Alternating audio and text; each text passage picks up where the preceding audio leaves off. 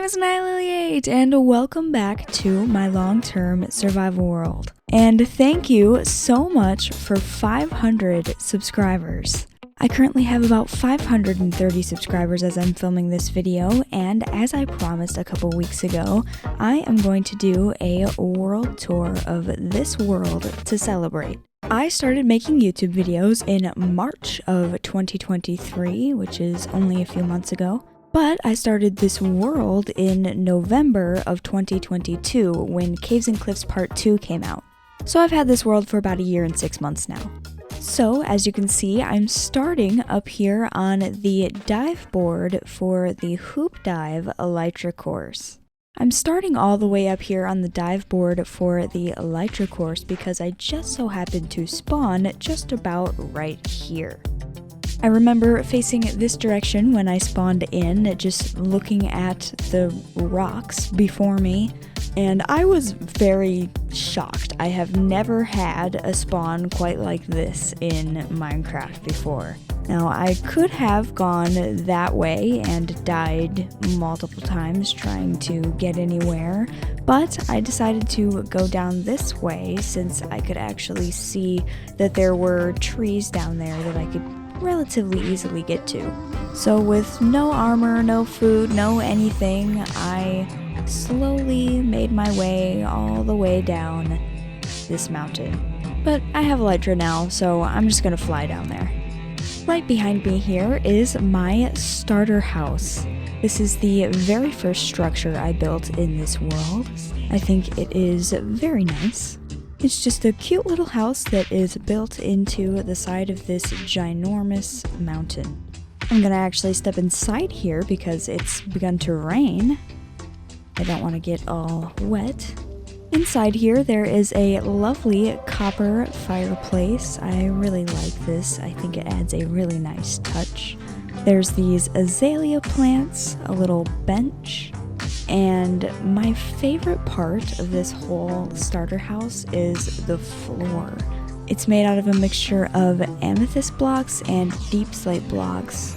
And there's also the dripstone blocks off to the side, but the main part is the amethyst blocks. They chime as you walk on them, and it makes just the most beautiful sound. Anyway, walking into this part of the house, you're now inside of the mountain, and it's just a basic little storage utility area. I have a little to-do list of sorts with a few ideas I may or may not do, and it seems like maybe this might be all that is in this house. Except for if you go through the painting that is on the wall, you will find my bedroom. There's more storage in here, some basic decorations, and of course a bed, which I am going to use right now. And that right there is the main house, but if I go through this iron door right here, we'll go out into this little hallway, which leads to my library. Now, obviously, I built this library pre-1.20, so I didn't have chiseled bookshelves yet. So to represent empty bookshelves and being able to put books inside of my bookshelf, I used looms here, which kind of look like there's just nothing in the bookshelf, and I also used barrels, which I could actually put books inside of. So I had these labeled. This is the mending barrel, so I have some mending books in there. This one has Unbreaking 3, and there's also more over here. And back here, if I go through this little door, there is a water elevator. Let's go on up here real quick. This leads to a little lookout room I made. And up here you get a pretty good view of everything around here. If I go outside, there's even a little yard which has been blown up by creepers a couple times, which is why it's a little messed up. But you can kind of come down here and get an even better view of the place. And also, if I go up here, you can see I have some furnaces. I was eventually going to dig out a little room in the mountain and hide this in there, but I never really got around to it. It's still kind of out here in the open. And the reason this is here is because it is in my spawn chunks. If you look up there, you can see the dive board for the Hoop Dive Elytra course. And this being in the spawn chunks of my world means that if I have something smelting, it will always be loaded no matter where I am in the world. So I don't have to just stand here and wait for my stuff to smelt. It's kind of nice. Anyway, let's go back downstairs.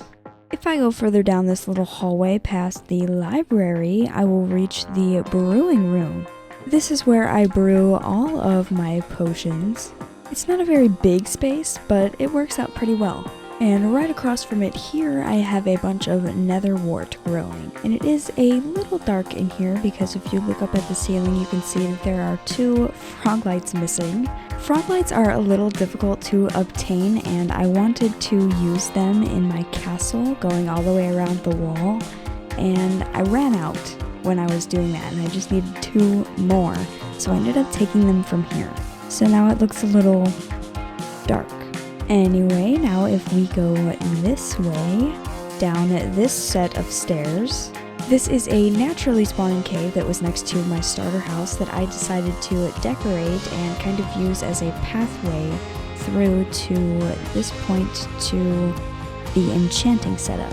So I did a whole bunch of different textures, a whole bunch of different ores down here, and I think it looks really cool. And right up here is the enchanting table. It's just a basic level 30 enchanting setup. This is where I enchanted all of my first tools and all of my armor. And of course right next to it is my nether portal.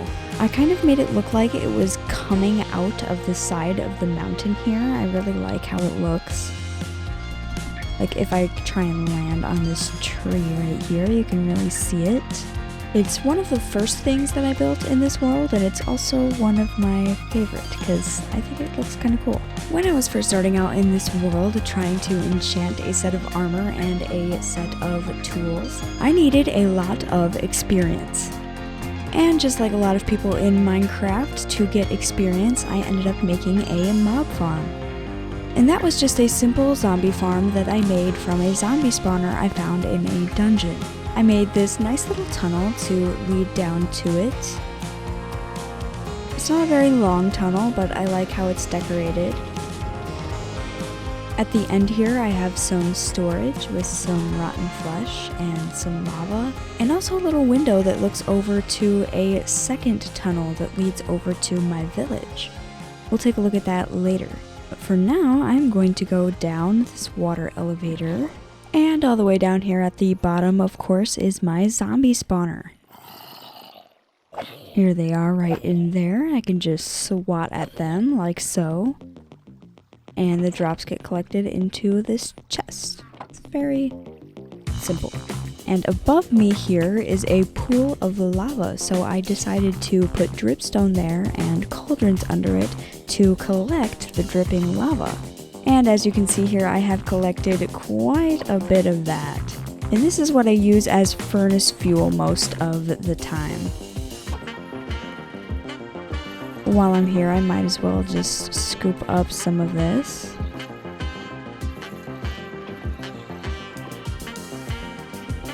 There we go, nice and easy. Free lava. Now, because we are already right next to it, we might as well go look at the village. This is that other tunnel I was talking about. Let's get in the minecart here.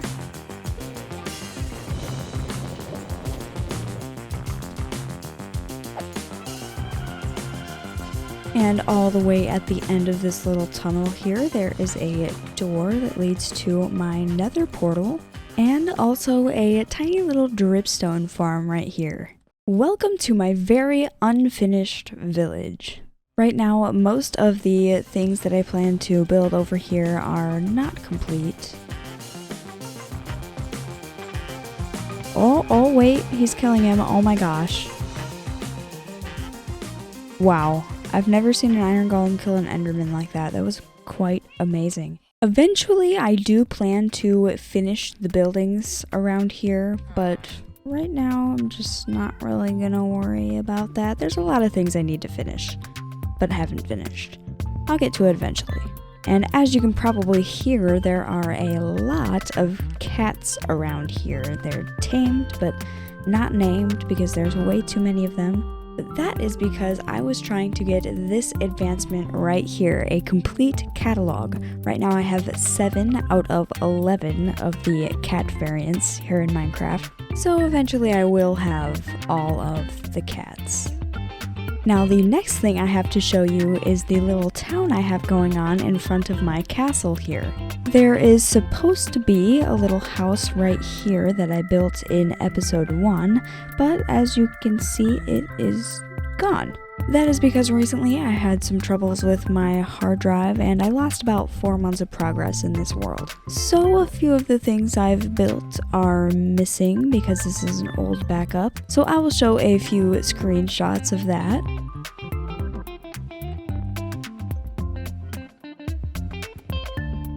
Next thing I have walking down the path in my little town here is this house. This is a house that my dad and I actually built together. It's his house.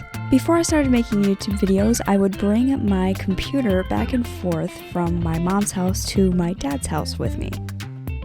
Yes, the whole computer, the monitor and everything, all of it. And every once in a while, I would convince my dad to play with me. Some of the very best memories I have playing Minecraft are playing with my dad. After all, we did find the game together in my grandma's living room when I was about 7 years old. But if you're wondering how I had my dad in this survival world, all I did was I would go over here and click this open to LAN. And I know, a lot of people use the open to LAN feature to cheat, but I did not use the open to LAN feature to cheat, I promise you, because if you click on this, just watch, this amazing thing happens. You get the option to keep it in survival mode. Wow, look at that. So every time I would open my world to LAN, I would just keep the game mode on survival, allow cheats off, obviously, no cheating here. And that just allows people that are connected to the same internet network as you are to join your Minecraft world. We built this pretty fantastic house together with mud bricks and everything. I think it looks pretty cool.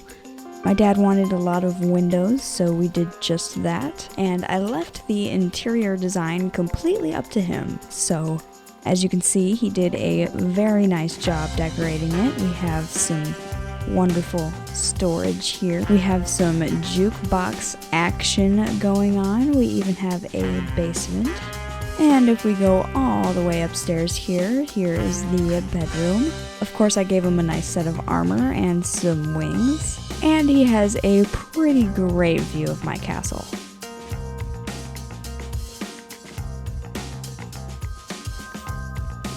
Right next door to my dad's house here is this little house that I built. This house serves absolutely no purpose, but it's a nice little touch, I think. It's basically just for decoration. But if we go inside here, I even spent the time to make the inside look nice. We have a nice little storage area right here, a little kitchen. And even if you go up here, there is a loft for the bed. There's barely enough room for it, but it's here. And over here, I built a little convenience store, I guess you can call it. I basically just put all of this stuff that I thought my dad might need if he came into my world, and then he had the option to come over here and grab it if he wanted it. Most of the time, though, he didn't use it, so it's still pretty stocked up in here. There's rockets, there's food. I was gonna have a place down here for like weapons and stuff, but I never really got around to it. I will probably eventually turn this into something different, but right now this is what it is. And there's also a really old map of my world here. You can see this is where my castle is, but it's not built yet in this map. Eventually, I would like to continue this road going down this way where the hoops for the hoop dive go. And I have all kinds of ideas for little shops that I want to put down here in this little valley. In this spot over here, I eventually want to build a couple more houses just like that one for decoration. But for now, I have this little pile of dirt which has a skeleton stuck in a boat in there. Also a zombie villager somehow got in there at some point. And there's a boat right here, and I can trap a creeper in there, get rid of this dirt block, and allow the skeleton to see me. And then the skeleton shoots as I stand behind the creeper, and eventually the creeper dies and drops a music disc. But if we continue walking along the path here, we go to this house. This is where I like to keep my LAs. If we go inside here, I have one tied up there. And basically, anytime I need some LAs, I come in here and I play some music. He dances around, and I use these amethyst shards to duplicate this one, and then I have infinite LAs. Right now, I'm going to sleep in one of these beds and make it daytime. Right in front of the LA house, I have this little pond. Now, this pond is completely man-made. It was not here when I spawned into this world. And I even put lily pads around here as a little parkour course around it. You can make it all the way around the pond and even up here onto the bridge using the drip leaf.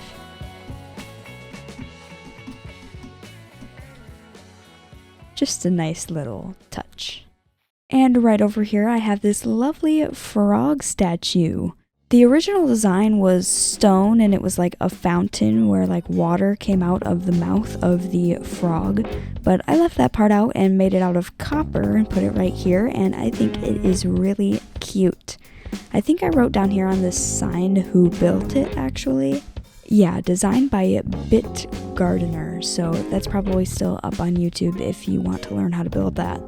And right next to the frog statue is the horse stables. I do have a couple horses living in here, but I rarely ever ride them because Elytra is just so much faster. It's a much better way to get around than trying to drag a horse everywhere. And last but not least, in this little town area, you can kind of see tucked up there is one last house. And believe it or not, I have a villager up here. He lives up here in this nice little house, and he sells me diamond armor. So if I ever need any diamond armor, I can just come up here and get it for pretty cheap. Yeah, I called your prices cheap. But this guy used to be a zombie villager, so that's why he's giving me a little discount here. He gives me even more of a discount if I go to my raid farm and get Hero of the Village first, so it's a pretty good deal. And since I've mentioned the raid farm, I should probably show you that. And here we are at the raid farm. As you can see, it's actually a pretty simple design. You just need one villager trapped in there. This is technically a whole village. He has a job station and a bed. And then there is a pit underneath him with lava and water. So basically what happens is that the raid spawns around him in a radius of, I think, 64 blocks. And they think these trapdoors are full blocks that they can walk on, so they just fall into this pit of water. All the way down there, there's a little place where I can kill them. But the fall basically takes out half of their health, and I can just kill them off real quick. And when I first built this, when I started the very first raid, the pillagers kept getting stuck on the mountain here and these little hills. And it would take a really long time for them to make their way down here. So I ended up just chopping away the hill. And now they spawn on the flat ground, and they have a pretty easy time making their way here. Alright, now that I am all the way back here at my main base, I should probably show you my storage. In this world, I decided to put my storage in this naturally spawning cave. As you can probably tell, it looks a little bit bare over here. That is because in episode 3, I built a bunch of trees around here, but they're gone, again because of the hard drive failure that I mentioned earlier, but I will show some screenshots because I do have those. But if we fly it down here, I decided to keep all of my ores and stuff in minecart chest in this little mine shaft that I made. And then if I fly it down here, I have the bulk of the chest on this lava looking platform. And then I have all of the blocks you could ever imagine stored away over here. And also this back wall here, I should mention, is completely fake. I built this myself because I didn't need the cave to be quite this large. So I just kind of walled it off. I tried to make it look as natural as I possibly could, and I think I did a pretty good job. And if we go on over here, you can see I keep the dragon egg in this little monument right here. I had no idea where to put it when I got the dragon egg, so I just kind of put it right here, and it's been there ever since. And over here, if you look this way, you can see that there is technically a second entrance into my storage room. This used to be quite a mess over here, and I cleaned it up a lot with terraforming. But you can fly right on through here and underneath the land. It is definitely not finished yet. It still needs some finishing touches right here. You can see it's a little broken. But I decided to shove this little room down here.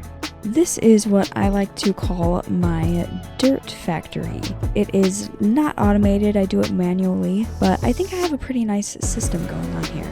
So you come down here, and this is a stone generator. You just sit here and break these. And I can get infinite stone, which I don't need to do, I have way too much stone. And then you take the stone and put it right here and bone meal this and turn it into moss. Then you take the moss, put it right over here and grow a sapling on it, which turns it into podzol. Then you can take a shovel that doesn't have soak touch on it and break the podzol and get dirt. Then I place down the dirt over here and use bottles of water, which I take from this water source here, and turn it all into mud. And then you dry out the mud, and you have clay. And then you can smelt the clay and have terracotta too. So there's just so much going on down here, and I love it. And above here is my farming area. And in this massive empty space is supposed to be my butcher shop, but that again was deleted by the hard drive failure. And walking through here, I have all kinds of fields growing carrots, wheat, potatoes, and beetroot. I even have a little pumpkin patch over here, and of course a melon patch over here. And there's bees all around here, and they go around and pollinate all of the flowers. They are super cute, and they provide me lots of honey. And of course I have a barn. What is a farm without a barn? It's a very basic barn. It's like the second thing I ever built in this world, so it's literally just terracotta and like deep slate for the roof. I have a nice and simple little manual glowberry farm right here. I just break the berries off as I walk inside, and I ended up collecting quite a bit of them.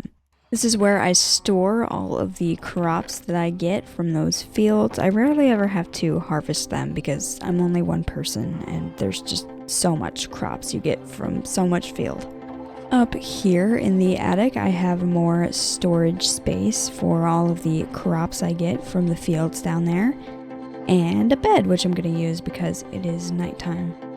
Over here, of course, I have a little sheep enclosure, but I rarely ever come over here and shear the sheep because down here, I have an automatic wool farm, along with automatic pumpkin and melon farms.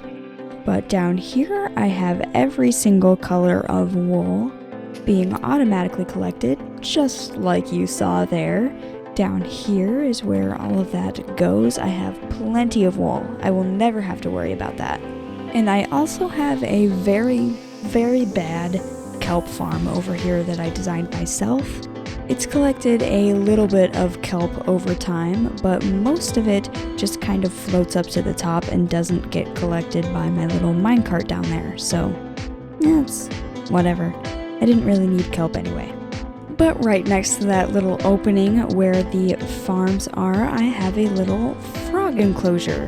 Right now there's only one frog in there because unfortunately I did have the other two kinds of frogs. I'll try and put a screenshot on the screen, but I accidentally killed them trying to get frog lights. So this is the only one I have left, but maybe eventually I will get the other two colors again. And if we keep walking over here, I have a little bakery. It's nothing special, it's kind of just for decoration, but you can come inside here.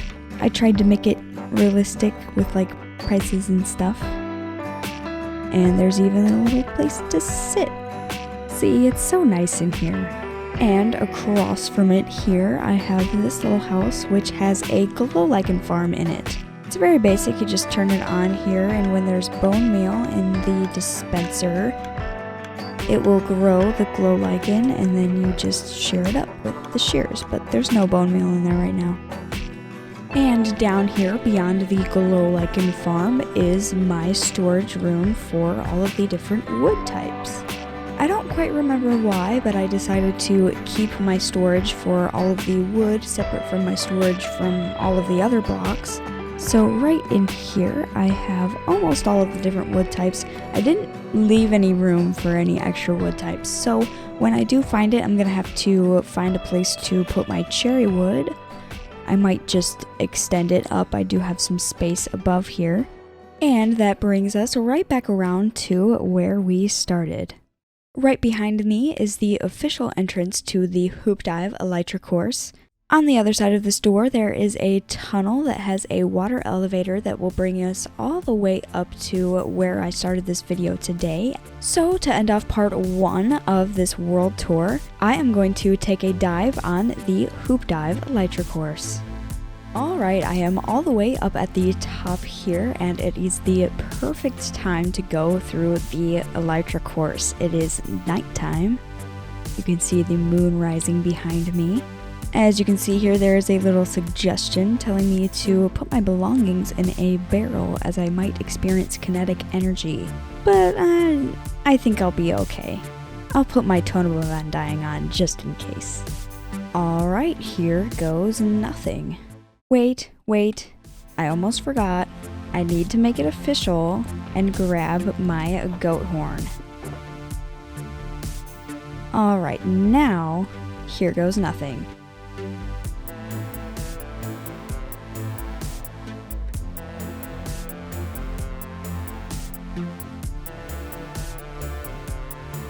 There we go, I made it through the first hoop. I did not make it through the string though, so I didn't get a little ding for going through the hoop. I got it that time though, that is pretty nice.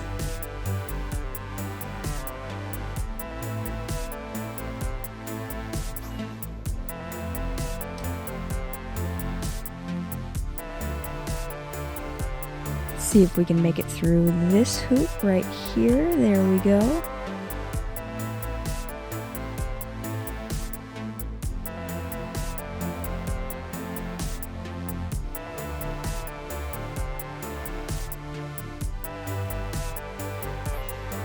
And this one going above the village we saw earlier.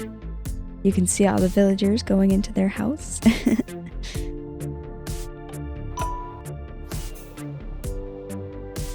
And approaching the finale here.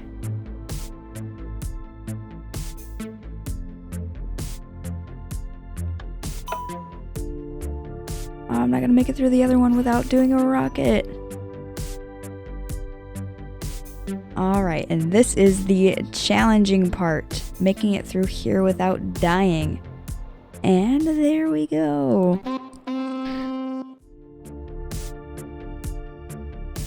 That is so fun. I definitely need to add more hoops though. There's not enough hoops.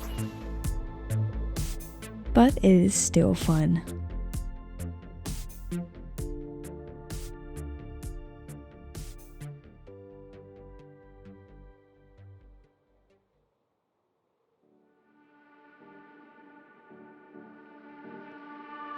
Alright, that is all I have for today's video. Thank you so much for watching.